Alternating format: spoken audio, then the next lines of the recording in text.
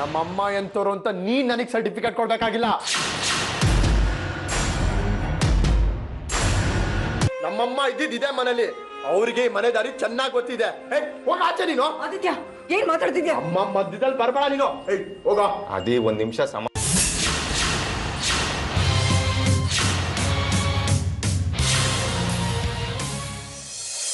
ನನ್ನ ಬಗ್ಗೆ ಅವನ ಮನಸ್ಸಿನಲ್ಲಿ ಲಾವಾರಸ ಕುದೀತಾ ಇದೆ ಅತ್ತೆ. ಅದು ಆರ್ ಹೋಗೋ ಯಾವ ಸೂಚನೆನೂ ಕಾಣಿಸ್ತಿಲ್ಲ. ಜ್ವಾಲಾಮುಖಿ ಸ್ಫೋಟಿಸ್ಬೇಕು ಅಷ್ಟೇ. ಸ್ಫೋಟಿಸೋ ಜ್ವಾಲಾಮುಖಿಗೆ ಎದೆ ಕೊಡಬಾರ್ದು ಅಂತ ನನಗೂ ಅನ್ನಿಸ್ತಿಲ್ಲ. ಎದೆಯೊಟ್ಟಿ ನಿಂತು ಬಿಡೋಣ ಅನ್ನಿಸ್ತಾ ಇದೆ. ದ್ವೇಷ ಸಾಧಿಸಲೇಬೇಕು ಅಂತ ಅವನು ನಿಂತಿರುವಾಗ ನಾನೇ ಕೈ ಕಟ್ಕೊಂಡು ಕೂತ್ಕೋಬೇಕು ಹೇಳಿ? ನಾನು ಎದುರು ನಿಂತು ಬಿಡ್ತೀನಿ ಅತ್ತೆ. ಇದೇನ್ ರಂಜಿತ್, ನೀವು ಅವನ ಹಾಗೆ ಮಾತಾಡ್ತಾ ಇದ್ದೀರಲ್ಲ? ಎಷ್ಟು ಅಂತ ಸಹಿಸ್ಕೊಡೋದು ಅತ್ತೆ? ತಾಳ್ಮೆಗೂ ಒಂದು ಮಿತಿ ಅಂತ ಇರುತ್ತೆ, ಆದ್ರೆ ಎಲ್ಲೇ ಮೀರಿದ್ದಾಗಿದೆ. ಇನ್ ಸಾಧ್ಯ ಇಲ್ಲ. ಎದುರಾಳಿ ಶಸ್ತ್ರ ಹಿಡ್ಕೊಂಡು ಕಾಯ್ಕೊಂಡು ನಿಂತಿರುವಾಗ ನಾನು ಶಾಂತಿ ಮಂತ್ರ ಒಪ್ಸೋದ್ರಲ್ಲಿ ಅರ್ಥ ಇಲ್ಲ. ಜಳಪಿಸ್ತೀನಿ ಕತ್ತಿನ. ಯಾರ ತಲೆ ಉರುಳಬೇಕು ಅಂತ ಕಾಲ ನಿರ್ಧರಿಸ್ಲಿ.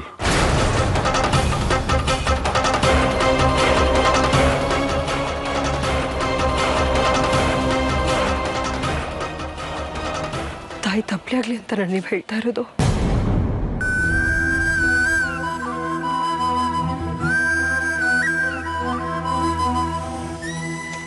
ನನಗಿಬ್ರು ಮಕ್ಕಳೇ. ಯಾರನ್ನು ಕಳ್ಕೊಂಡ್ರು ನನ್ನ ತಬ್ಲಿನೇ. ಹೆತ್ತವ್ರ ಮಕ್ಕಳನ್ನ ಕಳ್ಕೊಂಡ್ರು ತಬ್ಲಿನೇ. ಮಕ್ಕಳು ಹೆತ್ತವ್ರನ್ನ ಕಳ್ಕೊಂಡ್ರು ತಬ್ಲಿನೇ. ಆದಿತ್ಯ ಆಡಿದ ಮಾತುಗಳನ್ನೇ ನನ್ನ ಕೈಲಿ ಅರಿಸ್ಕೊಳಕ್ಕಾಗ್ತಾ ಇಲ್ಲ. ಅಂಥದ್ರಲ್ಲಿ ನೀವು ಹೀಗಂದ್ರೆ? ಏನಂದ ಅತ್ತೆ ಅವನು? ಆದಿ ನನಗೆ ಮುಖ್ಯ ಅನ್ನೋದಾದ್ರೆ ನಾನು ಸೂರ್ಯ ಅವ್ರನ್ನ ಬಿಟ್ಟು ಬರ್ಬೇಕಂತೆ.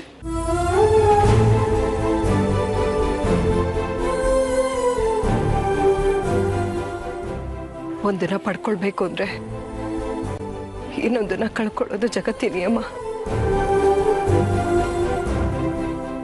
ಆದ್ರೆ ನಾನು ಅವರಿಬ್ಬರನ್ನು ಉಳಿಸ್ಕೊಳ್ಬೇಕು. ಯಾರನ್ನು ಕಳ್ಕೊಳ್ಳೋದಕ್ಕೂ ನನಗಿಷ್ಟ ಇಲ್ಲ. ಕಳ್ಕೊಳ್ಳೋಕ್ಕಿರೋದು ಒಂದೇ, ನನ್ನ ಪ್ರಾಣ.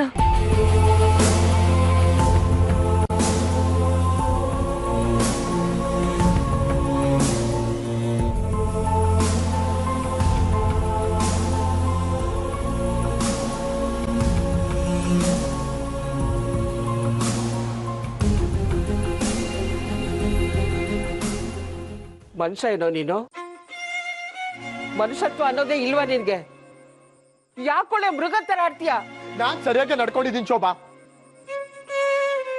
ನಿನಗೆ ಹಾಗೆ ಕಾಣಿಸ್ತಾ ಇದೆ ಅಷ್ಟೇ. ನೀನ್ ನನ್ನ ಪರಿಸ್ಥಿತಿಲಿ ಇದ್ದಿದ್ರೆ ಗೊತ್ತಾಗ್ತಿತ್ತು ನನ್ನ ಮನ್ಸಿನ ತಳಮಳ ಏನು ಅಂತ. ನೀನೇನು ನಿನ್ ಮನ್ಸೇನು ಅಂತ ನನ್ಗೆ ಗೊತ್ತಿಲ್ಲ ಅನ್ಕೊಂಡಿದ್ಯೇನೋ? ನಿನ್ ಮನ್ಸಲ್ಲಿ ತುಂಬಿರೋದು ಬರೀ ಕೋಪ, ಸೇಡು, ದ್ವೇಷ ಅಷ್ಟೇ.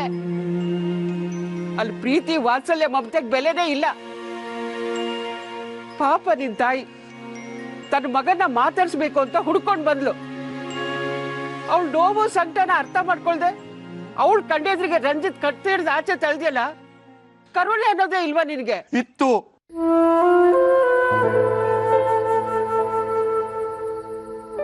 ಅಮ್ಮ ಒಬ್ಬರೇ ಬಂದಿದ್ರೆ ಅವ್ರನ್ನ ತಲೆ ಮೇಲೆ ಕೂತ್ಕೊಂಡು ಕುಣಿದು ಕುಪ್ಪಳಿಸ್ತಿದ್ದೆ.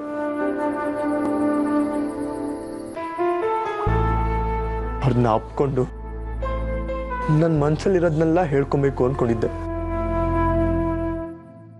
ನನ್ನ ಮನ್ಸಲ್ಲಿರೋ ದುಃಖನೆಲ್ಲ ಹಂಚ್ಕೊಬೇಕು ಅನ್ಕೊಂಡಿದ್ದೆ. ಆದ್ರೆ ಅವ್ರೇನ್ ಮಾಡಿದ್ರು ಶೋಭಾ?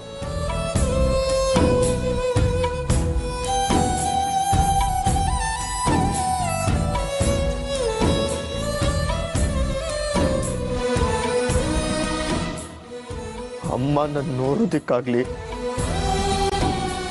ನನ್ನ ಮೇಲೆ ಪ್ರೀತಿಯಿಂದಾಗ್ಲಿ ಬರಲಿಲ್ಲ ಶೋಭಾ.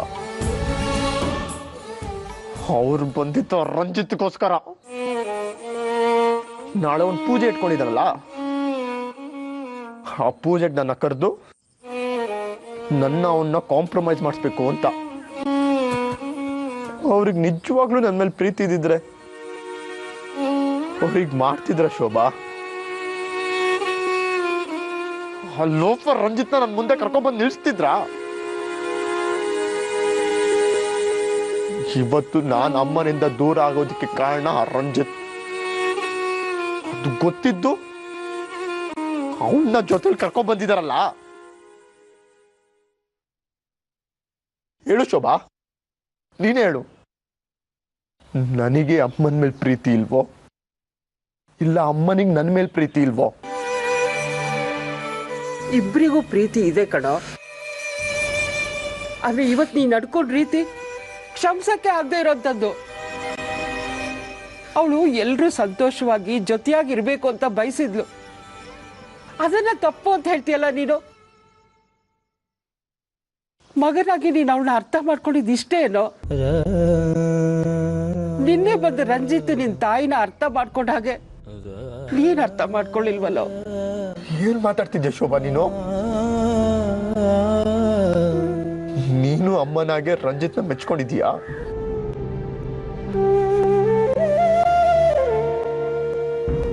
ನೀನು ಬೇಕಾದ್ರೆ ಅವ್ರ ಜೊತೆನೆ ಹೋಗಿದ್ಬಿಡು, ಅಥವಾ ನಾನೇ ಹೋಗ್ಬಿಡ್ಲಾ?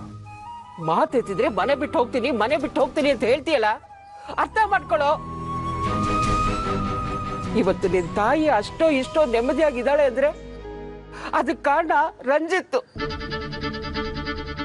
ನೀನ್ ಅವನ ಎಷ್ಟು ದ್ವೇಷ ಮಾಡ್ತಿದ್ಯೋ ಅವನು ನಿನ್ನ ಅಷ್ಟೇ ದ್ವೇಷ ಮಾಡ್ತಿದ್ದ ತಾನೆ. ಆದ್ರೂ ಅದನ್ನೆಲ್ಲ ಮರೆತು ಇವತ್ತು ಪೂಜೆ ಕರೆಯಕ್ ಬಂದ. ಯಾಕೆ ಗೊತ್ತಾ? ಆರ್ತಿಗೋಸ್ಕರ. ಅವ್ರು ನಿನ್ ತಾಯಿ ಮೇಲೆ ಇಟ್ಟಿರೋ ಪ್ರೀತಿ ಗೌರವ ಎಂತದ್ದು ಅಂತ ಅರ್ಥ ಮಾಡ್ಕೊಳ್ಳೋ. ನಾನು ಅರ್ಥ ಮಾಡ್ಕೊಳ್ಳೋದಲ್ಲ, ನೀನ್ ಅರ್ಥ ಮಾಡ್ಕೋಬೇಕು. ನೋಡ್ತಾ ಇರು, ನಿನ್ ಮಗಳಿಗೆ ಮಗನ ಮೇಲೆ ಜಾಸ್ತಿ ಪ್ರೀತಿ ಇದೆಯೋ ಅಥವಾ ಸೂರ್ಯ ರಂಜಿತ್ ಮೇಲೆ ಪ್ರೀತಿ ಇದೆಯೋ ಇನ್ 2 ದಿನದಲ್ಲಿ ಗೊತ್ತಾಗುತ್ತೆ. ನಿನ್ ಮಗಳಿಗೆ ಈ ಮಗನ ಮೇಲೆ ನಿಜವಾಗ್ಲೂ ಪ್ರೀತಿ ಇದ್ರೆ, ನನ್ನ ನೋಡ್ಬೇಕು ಅಂತ ಇದ್ರೆ ಅವ್ರನ್ನೆಲ್ಲ ಬಿಟ್ಬಿಟ್ಟು ಬರ್ತಾರೆ. ಇಲ್ಲ ಅಂದ್ರೆ ನಮ್ಮಮ್ಮನ ಹಿಡಿದಿಟ್ಕೊಂಡಿದ್ದಾನಲ್ಲ ರಂಜಿತ್, ಸಾಯವರೆಗೂ ಜ್ಞಾಪಕ ಇಟ್ಕೋಬೇಕು. ಹಾಗೆ ಮಾಡ್ತೀನಿ.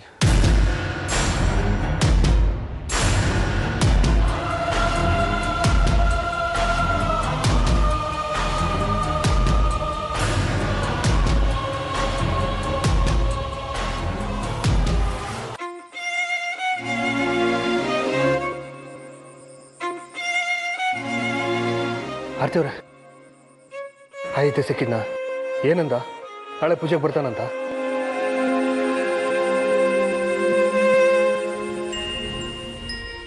ಅವ್ನ ಪೂಜೆಗೆ ಬರ್ತಾ ಇರೋದೇ ಒಳ್ಳೇದು ಸೂರ್ಯ ಅವರೇ. ಅವನಿಗೆ ತಾಯಿ ಪ್ರೀತಿಗಿಂತ ದ್ವೇಷ ಸೂಯಿನೇ ಮುಖ್ಯ. ಇವತ್ತು ಅವ್ನು ರಂಜಿತ್ ಜೊತೆ ನಡ್ಕೊಂಡಿದ್ದ ರೀತಿ ನಂಗೆ ಸ್ವಲ್ಪನೂ ಇಷ್ಟ ಆಗಿಲ್ಲ.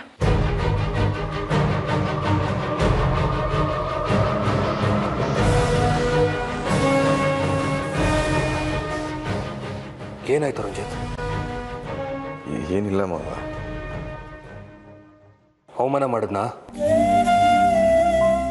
ಅಂದ್ಕೊಂಡ್ರೆ ಅವಮಾನ, ಇಲ್ಲಾಂದ್ರೆ ಆದಿತ್ಯನ ಸಹಜ ನಡವಳಿಕೆ.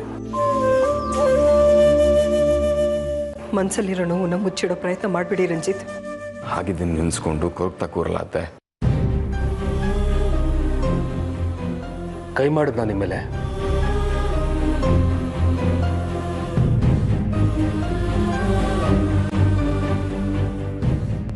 ಅದೇನು ಅವನಿಗೆ ಸ್ವಲ್ಪನೂ ಸಂಸ್ಕಾರ ಅನ್ನೋದಿಲ್ವಾ?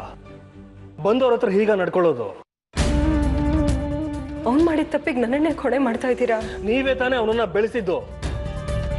ಯಾವ ತಾಯಿ ತಾನೆ ಮಗ ತಪ್ಪದಾರಿ ಹಿಡೀಲಿ ಅಂತ ಆಸೆ ಪಡ್ತಾಳೆ? ಹಿಡಿದಿದ್ದು ತಪ್ಪುದಾರಿ ಅಂತ ನೀವು ಹೇಳಲಿಲ್ಲ. ಎಲ್ಲ ಎಲ್ಲದಕ್ಕೂ ನನ್ನನ್ನೇ ಹೊಣೆ ಮಾಡ್ತಾ ಇದ್ರಲ್ಲ ಸೂರ್ಯ ಅವರೇ. ನನ್ನ ಮಗಳು ಗಂಡಾರಿ ಅವರು, ಅವ್ರ ಮೇಲೆ ಕೈ ಮಾಡಿದ್ರೆ ಬೇಜಾರಾಗಲ್ವಾ ನನಗೆ? ಅವರು ನನಗೂ ಅಳಿಯಾನೆ.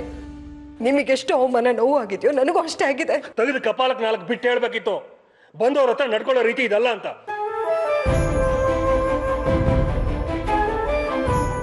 ನೀವು ಒಳ್ಳೆ ತಂದೆಯಾಗಿ ಗೆದ್ಬಿಟ್ರಿ.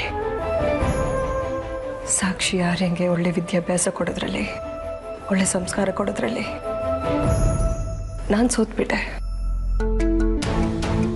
ಮಕ್ಕಳಿಗೆ ಒಳ್ಳೆ ವಿದ್ಯಾಭ್ಯಾಸ ಕೊಡ್ತಾ ಇದ್ರು, ಒಳ್ಳೆ ಸಂಸ್ಕಾರನ ಕೊಡಬೇಕು ಅಂತ ಹೇಳ್ತಾರೆ. ಆದರೆ ನಾನು ಇವೆರಡು ಆದಿತ್ಯಂಗೆ ಕೊಡೋದ್ರಲ್ಲಿ ಸೋತಿದ್ದೀನಿ. ಸಂತೋಷನ?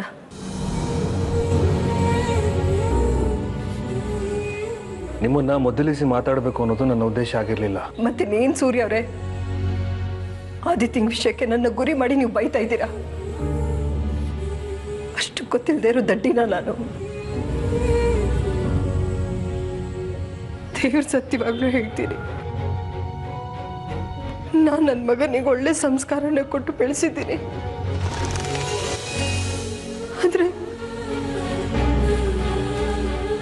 ಅವನು ಯಾಕೆ ಈ ರೀತಿ ಆದ ಅಂತಾನೆ ನನಗೆ ಅರ್ಥ ಆಗ್ತಾ ಇಲ್ಲ.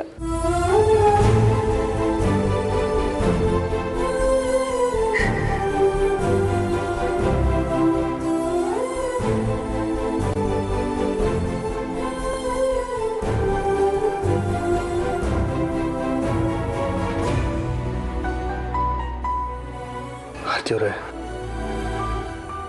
ನಿಮಗೆ ನೋವು ಮಾಡಬೇಕು ಅನ್ನೋ ಉದ್ದೇಶ ನಂದಾಗಿರ್ಲಿಲ್ಲ, ತಪ್ಪು ತಿಳ್ಕೊಬಿಡಿ.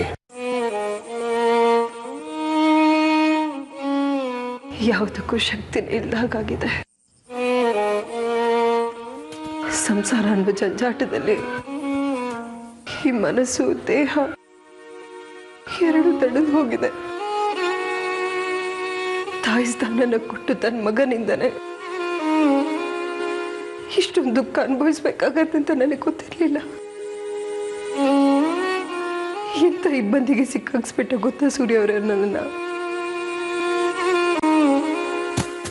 ನನಗೆ ಅವನು ಮುಖ್ಯ ಅನ್ನೋದಾದ್ರೆ ನಾನು ಅವನ ಜೊತೆಗೆ ಬಂದು ಇದ್ದು ಬಿಡ್ಬೇಕಂತ. ಅದೇಗ್ ಸಾಧ್ಯ? ನಾನು ನಿಮ್ಮನ್ನ ಯೋಚನೆ ಮಾಡಿ, ಇಬ್ರು ಒಂದೇ ತಕಡಿಲಿ ಕಷ್ಟ. ಅವನು ಹೇಳೋದ್ರಲ್ಲೂ ಸತ್ಯ ಇದೆ. ಅವನಿಗೋಸ್ಕರ ನನ್ನನ್ನು ಬಿಡೋದು ಒಳ್ಳೇದೆ.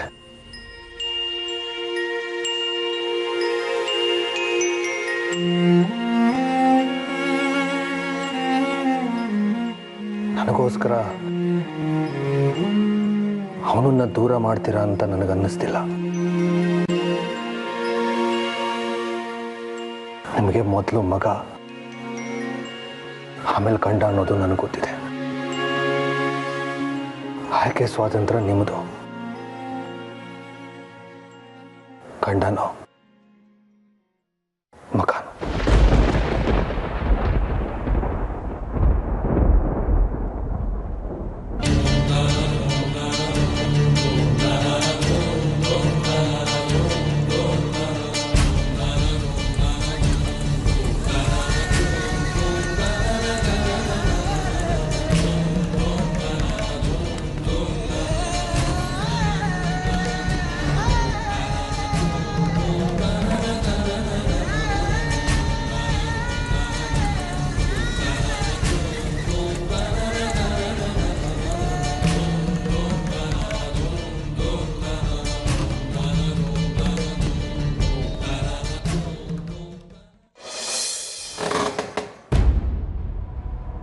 ಅರೆ ಶೋಭಾಜಿ, ಬೆಳಿಗ್ಗೆ ಮನೆ ಹತ್ರ ಬಂದ್ಬಿಟ್ಟಿದ್ದೀರಾ?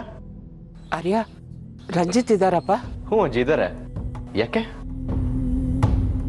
ಹೇಳಿ ಶುಭಮ್ಮ, ಏನು ವಿಷಯ? ನಿಮ್ಗೊಂದು ವಿಷಯ ಹೇಳಬೇಕಾಗಿತ್ತು.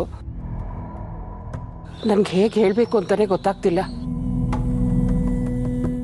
ಅದೇನು ವಿಷಯ ಇದ್ರೂ ಪರವಾಗಿಲ್ಲ, ಸಂಕೋಚ ಇಟ್ಕೊಳ್ದೆ ಹೇಳಿ. ಸ್ವಲ್ಪ ದಿನ ನೀವು ತುಂಬ ಎಚ್ಚರಿಕೆಯಿಂದ ಇರಬೇಕು. ಇದೇನಜ್ಜಿ ಹೀಗೆ ಹೇಳ್ತಿದ್ದೀರಾ? ನಾನು ಯಾಕೆ ಎಚ್ಚರಿಕೆಯಿಂದ ಇರಬೇಕು? ಓ, ಯಾರಾದರೂ ಜ್ಯೋತಿಷಿದವರು ನನ್ನ ಗಂಡಾಂತರ ಇದೆ ಅಂತ ಹೇಳಿದಾರಾ ಹೇಗೆ? ಅಯ್ಯೋ ಅದ್ಯಾವುದೂ ಅಲ್ಲಪ್ಪ. ನಿನ್ನೆ ನೀವು ಮನೆಗೆ ಬಂದು ಹೋದ್ಮೇಲೆ ಆದಿ ತುಂಬ ಕೋಪ ಮಾಡ್ಕೊಂಡಿದ್ದಾನೆ. ಕೋಪದಲ್ಲಿ ಅವನೇನಾದರೂ ನಿಮ್ಗೆ ತೊಂದರೆ ಮಾಡ್ತಾನ ಅಂತ ತುಂಬ ಆತಂಕ ಆಗ್ತಿದೆ ನನಗೆ. ಅದಕ್ಕೆ ದಯವಿಟ್ಟು ಸ್ವಲ್ಪ ದಿನ ಎಚ್ಚರಿಕೆಯಿಂದ ಇರಿ.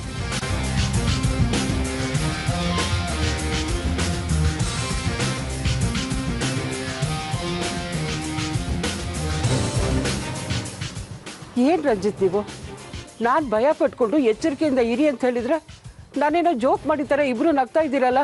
ನಗ್ದೆ ಇನ್ನೇನು ಮಾಡ್ಬೇಕಜ್ಜಿ? ಅಲ್ಲ ಅವನ್ನ ಏನಂತ ಅನ್ಕೊಂಡ್ಬಿಟ್ಟಿದ್ದಾನೆ? ಅವ್ನ ರಸ್ತೆಲಿ ಓಡಾಡ್ತಿದ್ರೆ ನಾವು ಹೆದರ್ಕೊಂಡು ಓಡಾಡಬಾರ್ದಾ? ಇದನ್ನೇ ಕಂಟಿನ್ಯೂ ಮಾಡ್ತಿದ್ರೆ ಅವ್ನ ಅಣ್ಣ ಅಂತಲೂ ನೋಡಲ್ಲ, ಒದ್ದೊಳಗಾಗ್ತಿರ್ತೀನಿ. ಏನು ರೌಡಿಸಮ್ ಮಾಡ್ತಾನ ಅವನು? ಅದು ಹಾಗಲ್ಲ ಕೊಡೋ ಆರ್ಯ. ಆದಿ ಎಂತ ಕೋಪಿಷ್ಟ ಅಂತ ನಿನಗೆ ಗೊತ್ತಲ್ವಾ? ಹಾಗಂತ ಅವನಿಗೆ ಹೆದರ್ಕೊಂಡು ತಲೆ ತಪ್ಪಿಸ್ಕೊಂಡು ಓಡಾಡ್ಬೇಕಾ ನಾನು? ಶೋಭಮ್ಮ, ನಿಮ್ಮ ಮನೆಯಲ್ಲಿ ಅವ್ನು ನನ್ನ ಮೇಲೆ ಕೈ ಮಾಡಿದಾಗಲೇ 4 ಬಾರಿಸ್ತಿದ್ದೆ ಅವನಿಗೆ. ಆದರೆ ಏನು ಮಾಡಲಿ, ಅತ್ತೆ ಪಕ್ಕದಲ್ಲೇ ಇದ್ರು. ಅವ್ರ ಮುಂದೆ ಅವ್ರ ಮಗನ ಮೇಲೆ ಕೈ ಮಾಡಿದ್ರೆ ಅವ್ರು ನೊಂದ್ಕೋತಾರೆ ಅಂತ ಹಾಗೆ ಮಾಡಲಿಲ್ಲ. ಅತ್ತೆ ಅಲ್ಲಿ ಇಲ್ಲದೆ ಹೋಗಿದ್ದಿದ್ರೆ ಅಲ್ಲಿ ನಡೀತಿದ್ದೆ ಬೇರೆ. ಆದಿಗಿಂತ ನೀವು ಶಕ್ತಿವಂತರೇ ಇರ್ಬೋದಪ್ಪ, ಆದರೆ ಆದಿ ನಿಮ್ಮಷ್ಟು ಮೃದು ಸ್ವಭಾವದನಲ್ಲ. ಅವನಿಗೆ ಕೋಪ ಬಂದರೆ ಅವ್ನು ಏನು ಮಾಡ್ತಾನೆ ಅಂತಲೇ ಹೇಳಕ್ಕಾಗಲ್ಲ. ನೀವೇ ನೋಡಿದ್ರಲ್ಲ, ತಾಯಿ ಮುಂದೆನೆ ನಿಮ್ಮ ಮೇಲೆ ಕೈ ಮಾಡ್ದ ಅವನು.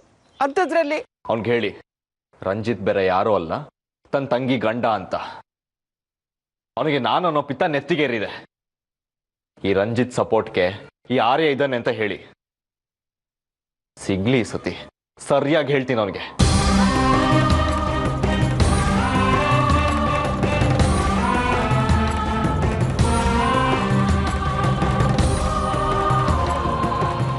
ಯಾಕೆ ಅಳ್ತಾ ಇದ್ದೀರಾ?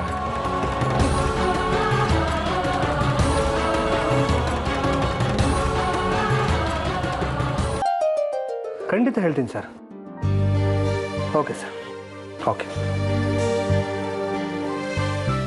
ಮಾವ, ನಾಳೆ ಪೂಜೆ. ಹಾಂ, ಪೂಜೆ ಕ್ಯಾನ್ಸಲ್ ಮಾಡೋಣ ಅಂದ್ಕೊಂಡಿದ್ದೀನಿ.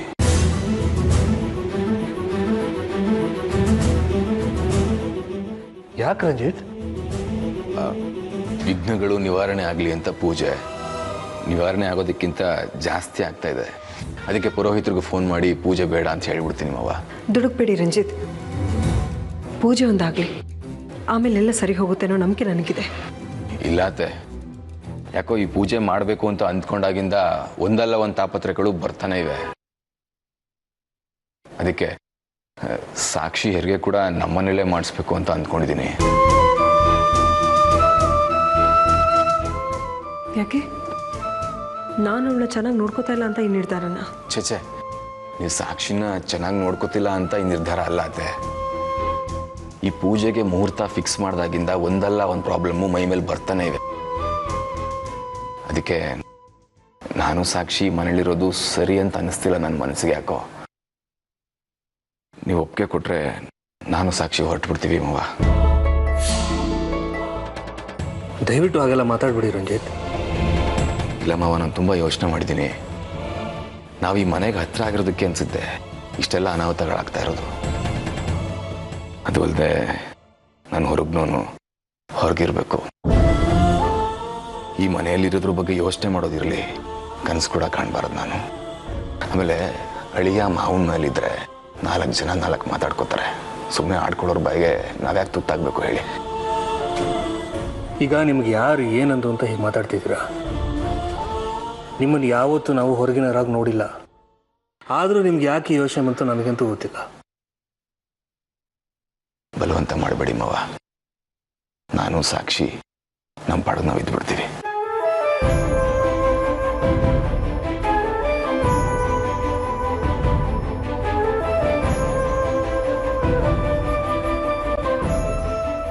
ಆದಿತ್ಯ ಗಲಾಟೆ ಮಾಡಿದ್ದಕ್ಕೆ ಈ ರೀತಿ ಮಾತಾಡ್ತಾ ಇದ್ದೀರಾ?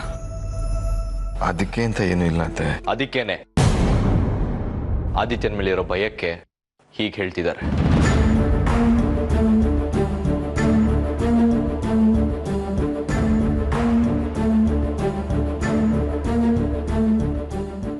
ಆದಿತ್ಯ ಎಲ್ರ ಹತ್ರ ರಂಜಿತ್ ಲೈಫಲ್ಲಿ ಮರಿಬಾರ್ದು, ಹಾಗೆ ಮಾಡ್ತೀನಿ ಅಂತ ಹೇಳ್ತಾ ಬರ್ತಿದ್ದಾನೆ. ಪಾಪ ರಂಜಿತ್ ಸಾಕ್ಷಿಗೆ ಎಲ್ಲಿ ತೊಂದರೆ ಆಗುತ್ತೋ ಅಂತ ಈ ನಿರ್ಧಾರ ತಗೊಂಡಿದ್ದಾರೆ. ಹಾಗೆಲ್ಲ ಏನೂ ಇಲ್ಲ ಆರ್ಯ, ಸುಮ್ಮನೆ ಯಾಕೆ ಏನೇನೋ ಹೇಳ್ತಾ ಇದ್ದೀರಾ? ನಾನು ಹೇಳ್ತಿರೋದು ಸತ್ಯನೇ. ನಿಮ್ಮ ಮನಸ್ಸಿನ ಪರಿಸ್ಥಿತಿ ನನಗೆ ಅರ್ಥ ಆಗುತ್ತೆ ರಂಜಿತ್. ಈಗಾಗಲೇ ಒಂದ್ಸಲ ಸಾಕ್ಷಿ ವಿಷಯಕ್ಕೆ ಆದಿತ್ಯ ಮನೆಗೆ ಬಂದು ಗಲಾಟೆ ಮಾಡಿದ್ದಾನೆ. ಮತ್ತೆ ಹಾಗಾಗೋದು ಬೇಡ ಅಂತ ನೀವು ಹೀಗೆ ಹೇಳ್ತಿದ್ದೀರಲ್ವಾ? ಆದಿತ್ಯನ ವಿಷಯದಿಂದ ನೀವು ನಿರ್ಧಾರ ತಗೊಂಡಿದ್ದೀರಾ ಅಂದರೆ ಅದನ್ನ ಇಲ್ಲಿಗೆ ಕೈ ಬಿಟ್ಬಿಡಿ. ಅವನು ಏನು ಮಾಡ್ತಾನೋ ನಾನು ನೋಡ್ತೀನಿ. ನಾನು ನಿಮ್ಮ ಜೊತೆಗಿದ್ದೀನಿ ರಂಜಿತ್. ಹೌದು ರಂಜಿತ್, ನೀವು ಎಲ್ಲೂ ಹೋಗೋ ಅಗತ್ಯ ಇಲ್ಲ. ನಾಳೆ ನಡಿಬೇಕಾಗಿರೋ ಪೂಜೆ ನಡೆದೇ ನಡೆಯುತ್ತೆ. ನಿಮ್ಮ ಜೊತೆ ನಾವೆಲ್ಲರೂ ಇದ್ದೀವಿ. ಅಲ್ಲ, ಆದಿತ್ಯ ಏನೋ ಹೇಳ್ದ ಅಂತ ನೀವು ಹೆದರ್ಕೊಳ್ಳೋದಾ? ಏನೂ ತೊಂದರೆ ಆಗದೆ ಇರೋ ಹಾಗೆ ನಾನು ನೋಡ್ಕೊಳ್ತೀನಿ. ಅಮ್ಮ, ನೀವು ಬೇಜಾರು ಮಾಡ್ಕೊಂಡ್ರೂ ಪರವಾಗಿಲ್ಲ. ಆದರೆ ರಂಜಿತ್ ವಿಷಯಕ್ಕೆ ಆದಿತ್ಯ ಏನಾದರೂ ಗಲಾಟೆ ಮಾಡೋಕ್ಕೆ ಬಂದರೆ ನಾನು ಮಾತ್ರ ಸುಮ್ಮನೆ ಇರಲ್ಲ.